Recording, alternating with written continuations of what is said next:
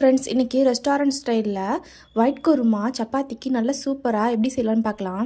இதுக்கு ஒரு மிக்சி ஜாரில் 10 பல் தேங்காய், 5 முந்திரி, 3 பச்சை மிளகாய், 2 ஏலக்காய், 1 ஸ்பூன் சோம்பு சேர்த்து ஒரு நல்ல மையான பேஸ்ட்டாக அரைச்சி எடுத்துக்கலாம். இது கூடவே 8 மணி நேரம் ஊற வச்ச பச்சை பட்டாணியை வேக வச்சு எடுத்திருக்கேன் ஃப்ரெண்ட்ஸ். இதுக்கப்புறம் குக்கரில் கொஞ்சமாக ஆயில், கொஞ்சமாக நெய் விட்டுட்டு ஒரு பிரிஞ்சி இலை, 2 கிராம்பு, 2 பட்டை சேர்த்துக்கலாம். கூடவே கட் பண்ணி வச்சுருக்க ஒரு பெரிய வெங்காயத்தை சேர்த்துட்டு கொஞ்சமாக உப்பு சேர்த்து நல்லா வதக்கிக்கலாம்.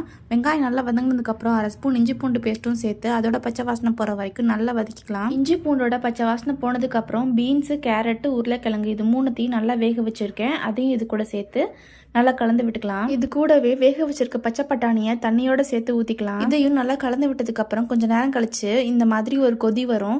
அந்த டைமில் நம்ம அரைச்சி வச்சிருக்க பேஸ்ட்டையும் இது கூட சேர்த்து அதையும் நல்லா கலந்து விட்டதுக்கப்புறம் குக்கரை க்ளோஸ் பண்ணி விசில் போட்டு ஒரு 3 விசில் விட்டு எடுத்துக்கலாம். 3 விசிலுக்கு அப்புறம் அடுப்பை ஆஃப் பண்ணிவிட்டு ப்ரெஷர்லாம் போனதுக்கப்புறம் குக்கரை ஓப்பன் பண்ணிக்கலாம். குக்கரை ஓப்பன் பண்ணதுக்கப்புறம் கிழங்க இந்த மாதிரி லேசாக மசிச்சு விட்டுக்கலாம். கிழங்கு அதுவே நல்லா மசிஞ்சிருந்துச்சுன்னா நம்ம மசிக்க தேவையில்லை ஃப்ரெண்ட்ஸ். அவ்வளோதான் ஃப்ரெண்ட்ஸ், ரெஸ்டாரண்ட் ஸ்டைலில் சூப்பரான ஒயிட் குருமா ரெடி ஆகிடுச்சு. இது சப்பாத்திக்கு மஸ்தான காம்பினேஷன் ஃப்ரெண்ட்ஸ். கண்டிப்பாக நீங்களும் ஒரு நாள் வீட்டில் செஞ்சு சாப்பிட்டு என்ஜாய் பண்ணுங்கள். தேங்க்யூ.